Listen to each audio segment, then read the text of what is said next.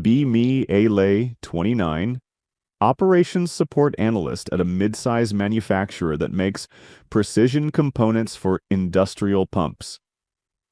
Work doesn't look cool on Instagram, but a late shipment can shut down a plant and light money on fire. Most customers never learn our names, yet they absolutely learn our phone numbers when deadlines slip. My role is the boring glue, chasing blockers, translating floor reality into office language, and killing problems early.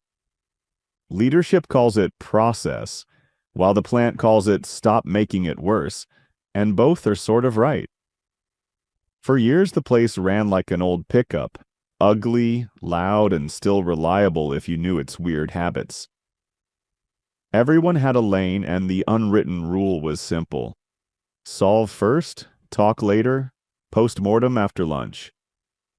Nobody here was a saint, yet the company shipped because competence mattered more than vibes.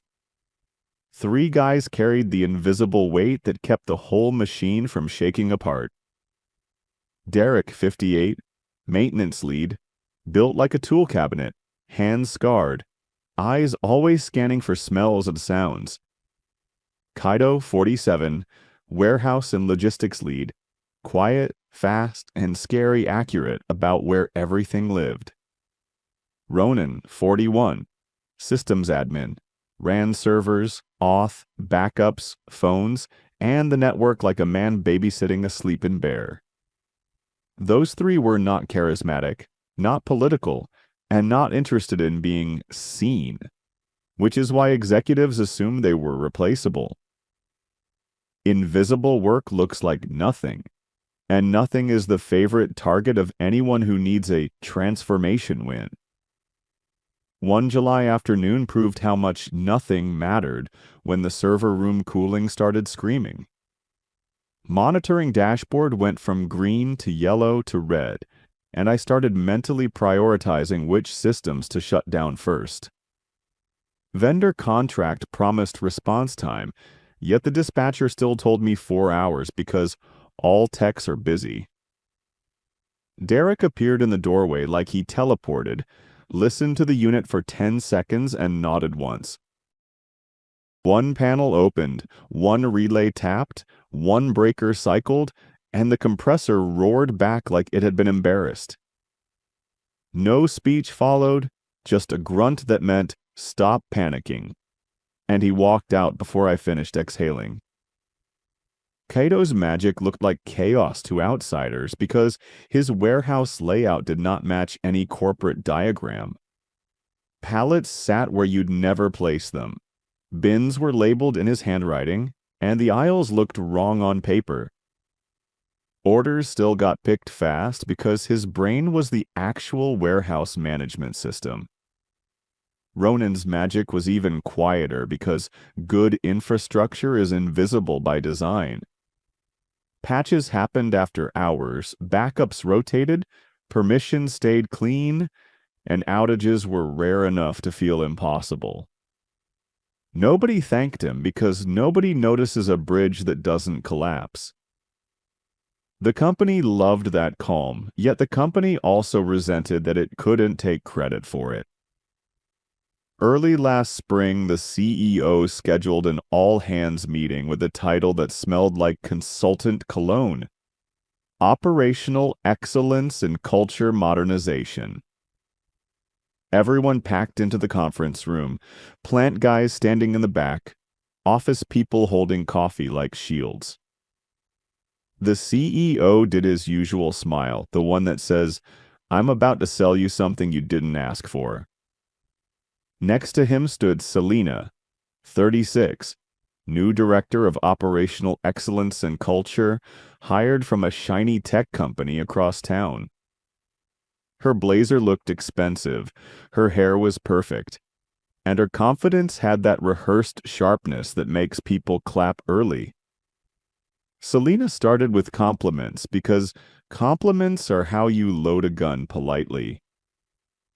She said we were resilient. She said we shipped through adversity. She said we had grit that deserved recognition. She also said we had legacy dynamics and informal gatekeeping that kept the company from being equitable and scalable. That phrase landed hard because it sounded like praise and accusation in the same breath. Slides appeared behind her full of stock photos and tidy arrows pointing toward a bright future state. She called out hero culture as a risk, and she said risk was distributed unfairly when a few people held key knowledge. Applause came mostly from people who never got paged at 3 a.m. and never walked the floor when a machine screamed. Derek stared at his coffee like it had betrayed him, while Cato watched the exit like he was timing a fire drill. Ronan's face went blank, and that blank look was his version of raising the alarm. Selena promised transparency, empowerment, and a safer environment where nobody felt intimidated by expertise. The CEO nodded like he understood, which meant he understood nothing except that this sounded modern. After the meeting, Selena began with soft moves that looked harmless on the surface. Listening sessions popped onto calendars, framed as safe conversations for operational truth. Questions sounded warm, yet each one felt like it could become an exhibit later. She asked who people went to when things broke, who made decisions under pressure, and who controlled access. She asked who made them feel excluded, who had a sharp tone, and who dismissed feelings with facts. Typing happened fast, not like note-taking, more like building a file. 2 weeks later, an anonymous portal appeared called Voice of Safety. Email claimed it would protect psychological safety and help the company grow beyond outdated power structures. Rules were simple. Anyone could report anyone for anything that felt inappropriate, with no proof required. The first person hit was a sales rep who spoke too loudly in a meeting and got tagged for aggressive masculine energy. He came back from Selena's office pale, smiling too hard, and suddenly quieter than a man with rent due. Meetings changed tone overnight because everyone learned what kind of system was being built. Jokes disappeared, side comments died, and even normal disagreement started sounding expensive. Fridays became reflection circles, where we sat in a ring and passed a plastic gear token to speak. Selena said vulnerability made teams stronger, and silence could be harm when people were carrying unspoken stress. New hires spoke the most because speaking became the product, and the product was now survival. Derek stayed silent until prodded, then said machines broke and he fixed them, and that was his full report. Selena smiled like he failed a quiz. He didn't know existed, then wrote something down anyway. Next came the performance review change, a neat little knife disguised as fairness. 70% of your score came from output and delivery, while 30% came from cultural contribution. Cultural contribution meant participation, positivity, mentoring, and visible engagement in Selena's programs. People who did the work but hated the theater started bleeding points immediately. Selena never said she was pushing anyone out, yet the system pushed like gravity. Pressure built slowly, then it found its first crack in the dumbest possible moment. One morning, a marketing coordinator named Bree tried to use the industrial label printer, the big old beast that jammed when it felt disrespected. Paper jammed. Bry complained loudly about outdated equipment, and Selena's new enablement pod gathered like an audience. Derek walked over, opened a panel, pulled out a crumpled strip, and closed it like he'd done it 1,000 times. Bree asked what to do next time, and Derek gave the quickest tip in the world. He told her to smack the side because the machine liked a firm hit and needed a wake-up. any adult understood he meant the printer, because the printer was literally the only thing in front of them. Voice of safety. Heard something else because the portal was built to hear something else. Next day, Derek got called into a meeting for normalizing violence and hostile language impact. Selena sat across from him with a calm smile while an HR rep explained impact over intent in soft voices. A written warning landed on the table like a joke that wasn't funny enough to laugh at. 25 years of service and his first black mark was about tone, not broken machines. Derek didn't argue because Derek never performed, and performance was Selena's arena. He stood up, nodded once, and walked out like he was leaving a funeral he didn't plan. Within an hour, he was packing his personal tools into a cardboard box and clearing his little maintenance office. No goodbye tour happened, no speeches, no tears, just keys left at reception and a quiet exit through the front door. Selena emailed the company about Derek's sudden retirement and thanked him for his contributions with 3 cheerful emojis.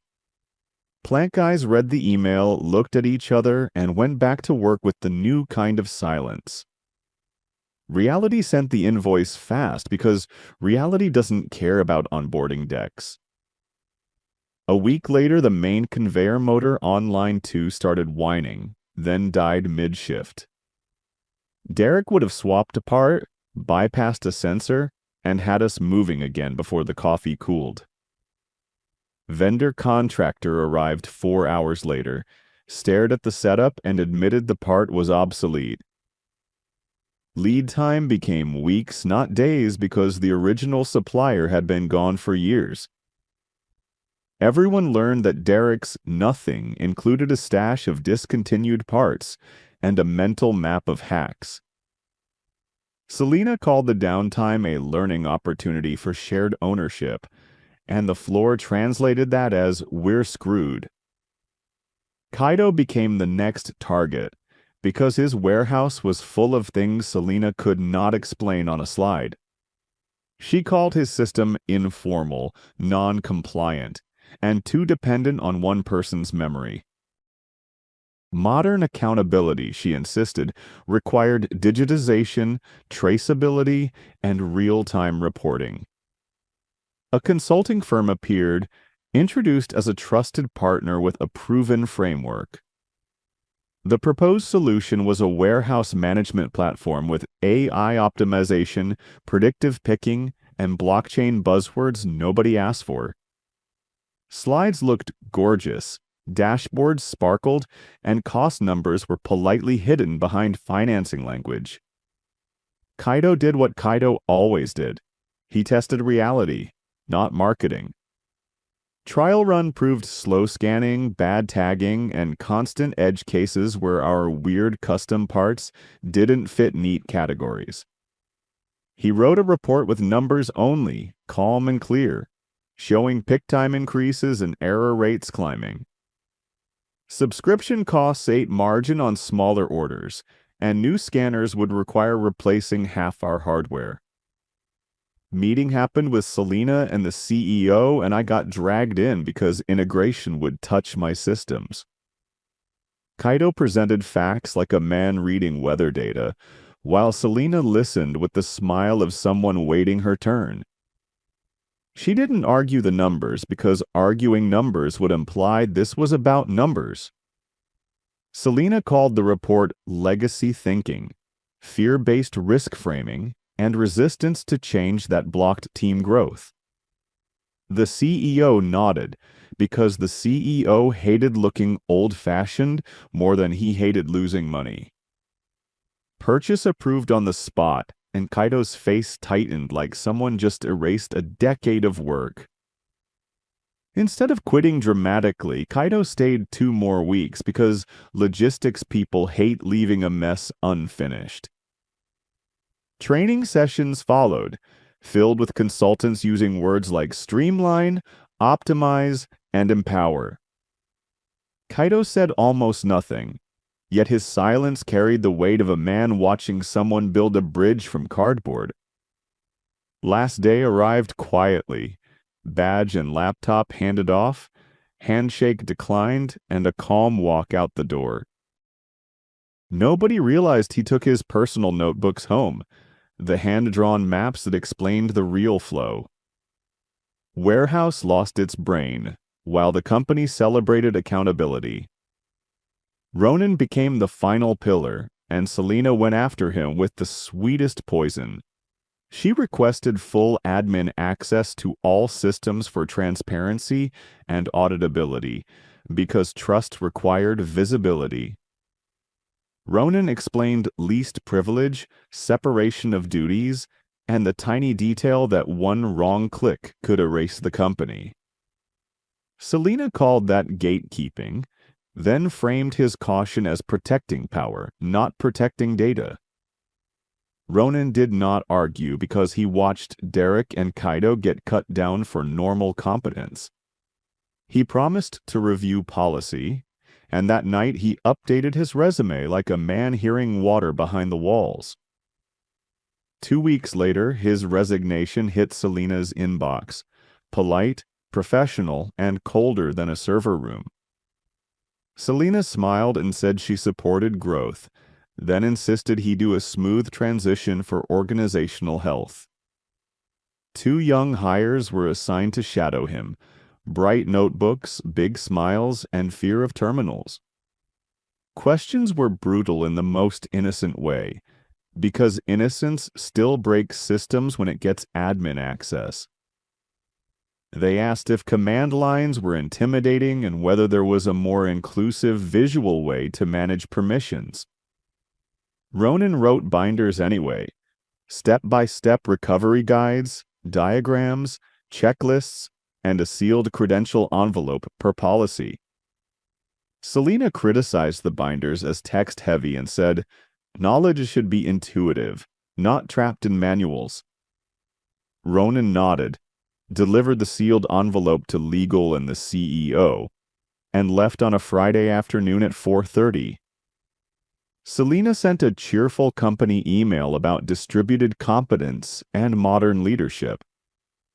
LinkedIn victory lap, followed with a smiling team photo and hashtags about women leading operational transformation.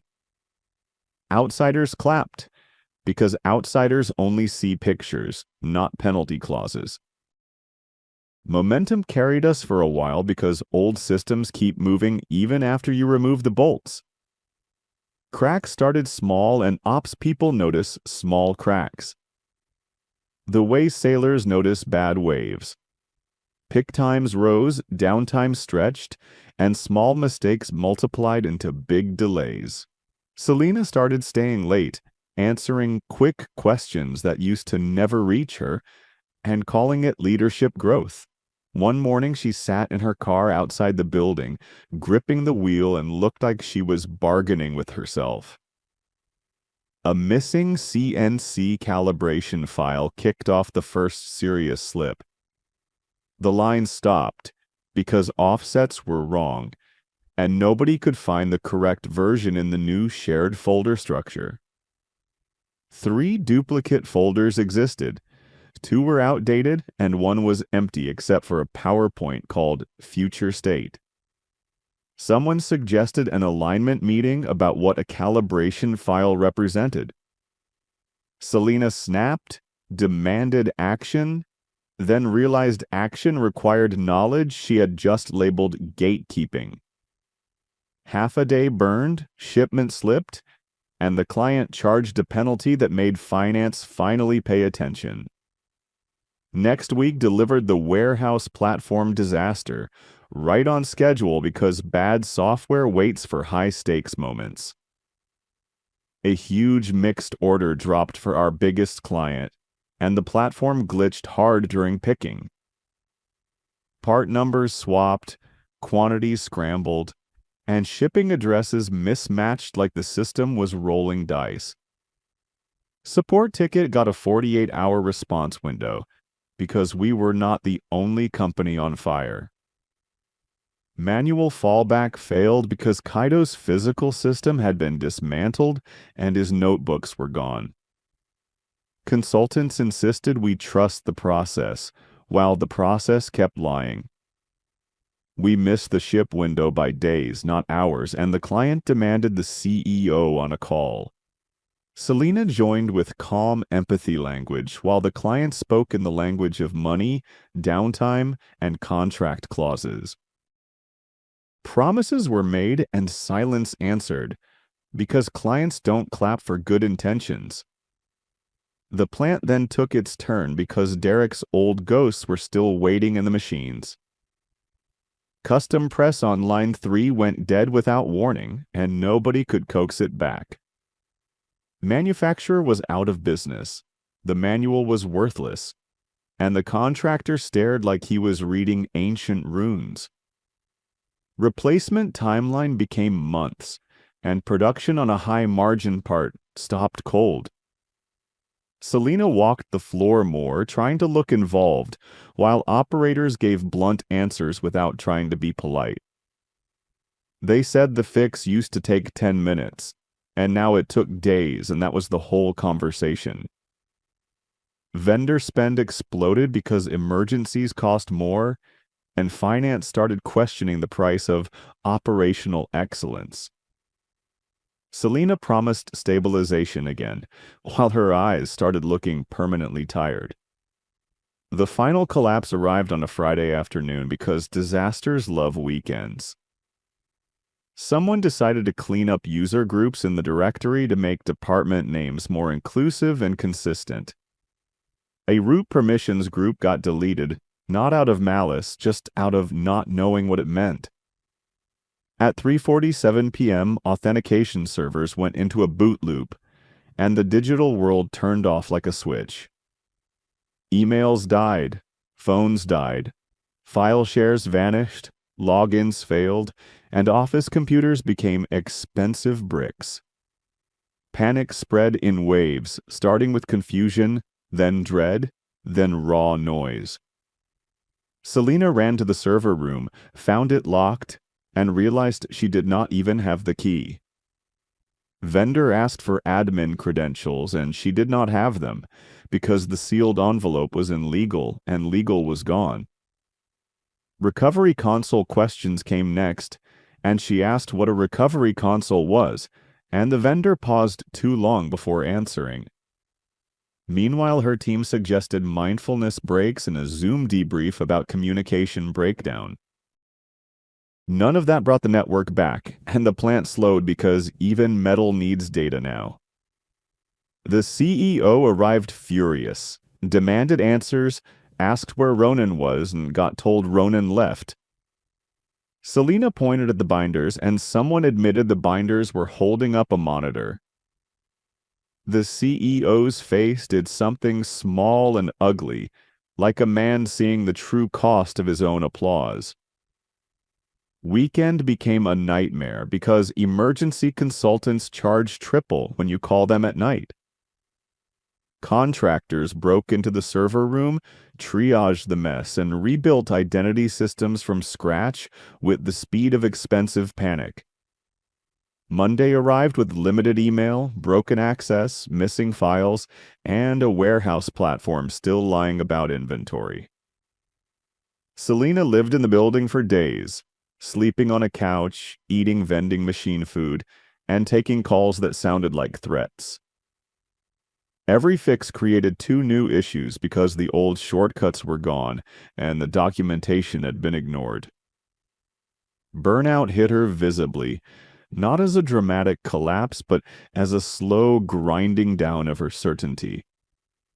She stopped smiling, stopped posting, and started whispering on calls like her voice was rationed.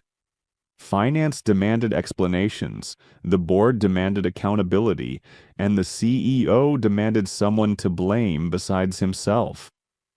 Selena tried calling Derek, Kaido, and Ronan, and every attempt met voicemail or silence or polite refusal. Derek answered once and asked for an hourly rate that sounded like revenge with paperwork. Cato answered once and simply said he was busy shipping for a company that respected shipping. Ronan replied by email with one line that said he was not available for consulting at this time. Selena hired more consultants anyway, because consultants were the only people left who could pretend to know. Consultant bills stacked, clients left, and morale became a word people used to avoid saying, "We're failing." One evening, I got a call from an old coworker in accounting, whispering like she was in a hostage situation.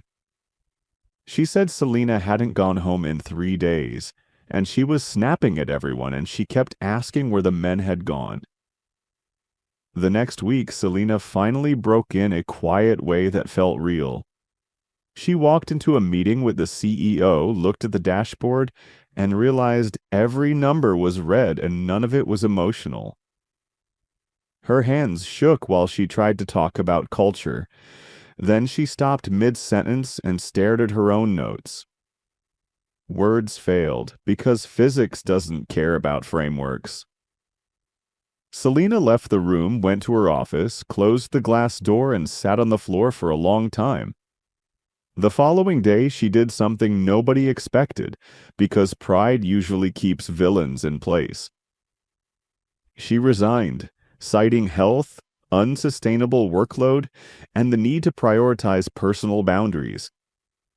No big company email celebrated her, no photo got posted, and her name just vanished from the directory like a file deleted cleanly.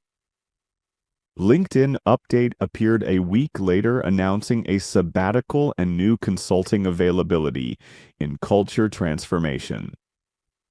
The company limped on, smaller, poorer, and quieter, because the market does not forgive your feelings. Months later, a text hit my phone from a number I hadn't seen in ages. Derek, Cato, and Ronan invited me for a beer at a small bar near the old industrial park. Meeting them felt like stepping back into air after holding your breath too long. Derek looked healthier. Cato smiled more, and Ronan's eyes looked less tired, like sleep had finally returned. Conversation avoided the disaster because none of us needed to relive it to understand it. Talk drifted to new jobs, families, and the simple peace of working where competence wasn't treated like a threat. Right before we left, the bar TV flashed a local business segment about leadership coaching workshops. Selena's face popped up on the screen for 2 seconds, smiling again, selling a seminar on preventing burnout in operations. Derek stared, then laughed once low and quiet, like a man hearing a joke told by the universe. Cato raised his glass. Ronan shook his head, and I felt that strange mix of relief and disbelief. The final punchline landed without anyone saying it out loud, because reality always writes the cleanest ending. The men carried the work until they were punished for carrying it, and the person who punished them quit from carrying it herself.